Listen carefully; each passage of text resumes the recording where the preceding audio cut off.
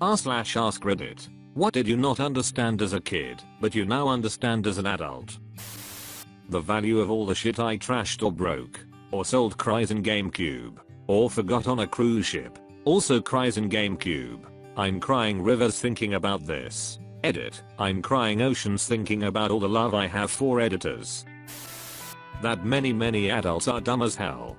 Joe Rogan put it perfectly. There's really no such thing as an adult. Just people older than you, that also have no fucking clue what's going on. You're not a real adult. You're just a tall child holding a beer, and having a conversation you don't understand.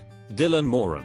Edit. Thank you for the opportunity to irritate wankers who take Reddit far too seriously. Kind stranger.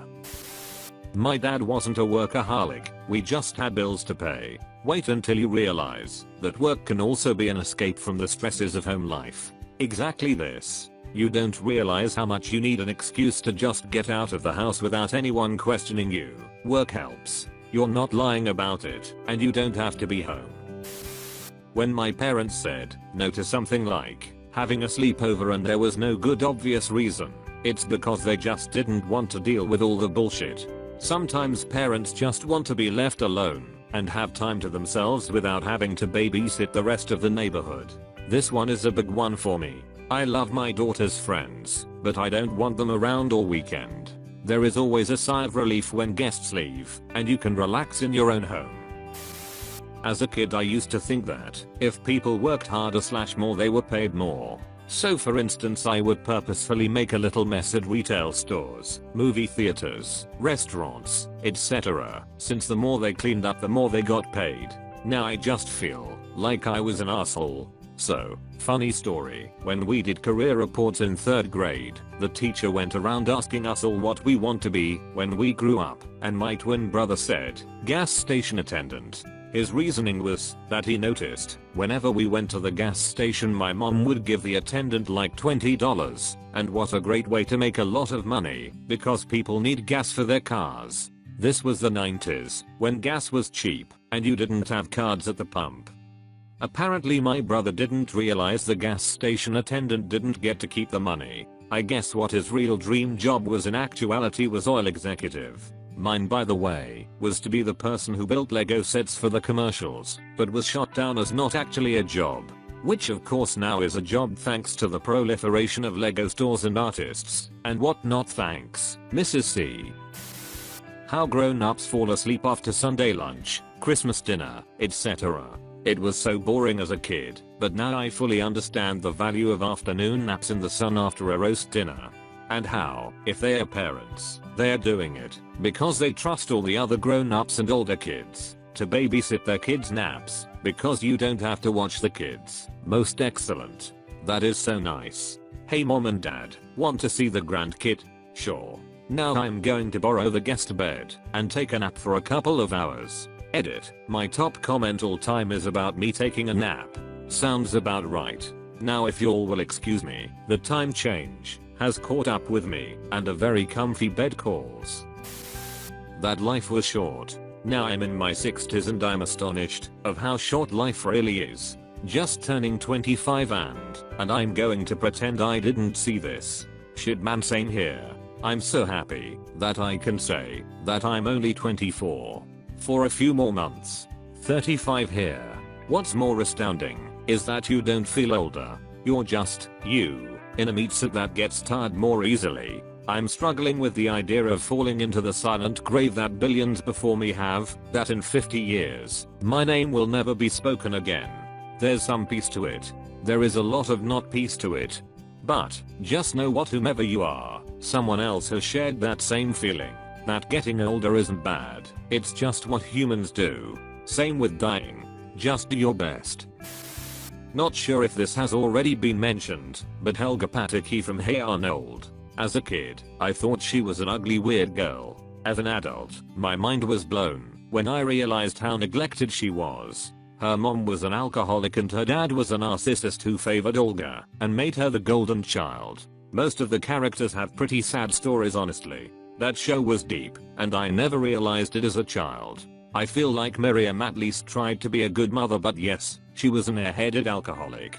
In the road trip episode, Miriam was clearly heartbroken and guilty when Helga called her a lousy mom and just wanted Helga to have faith in her that she would be able to fix things since she got them stranded in some hick town with no money, and she also stood in line for 18 hours to get those snow boots for Helga for Christmas.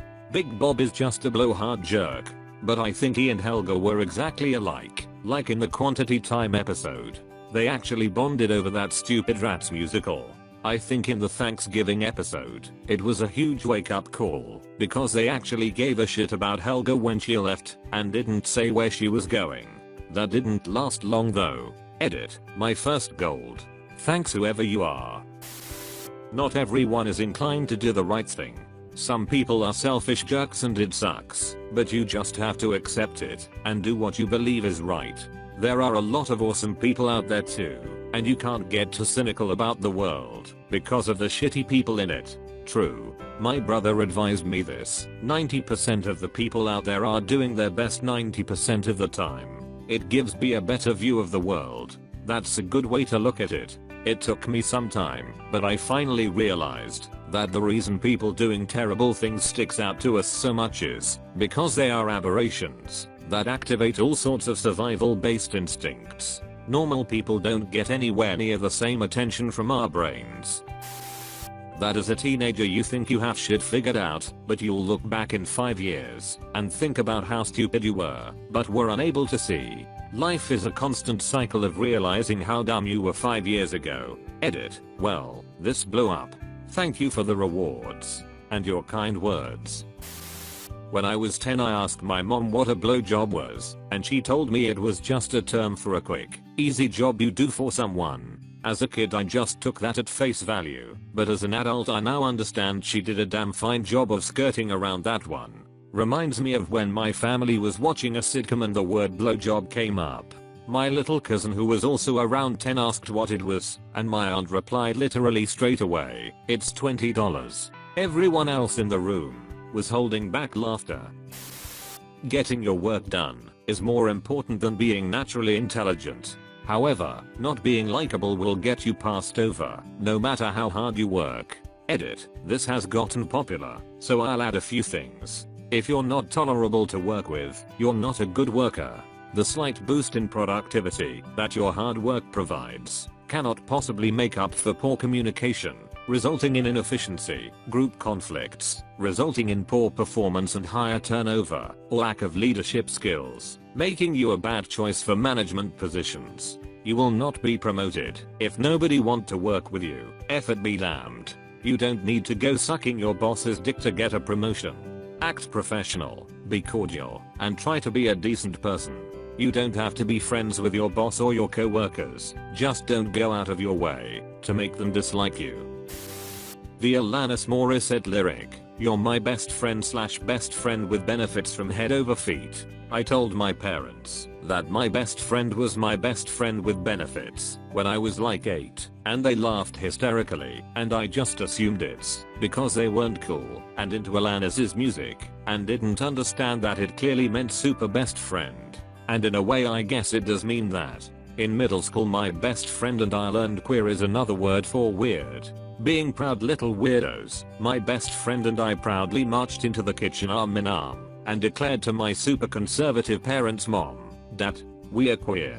They both looked shocked, and finally my mom asked, "What do you think that means?" I learned a lot that day. I've never been able to make my dad laugh that hard again.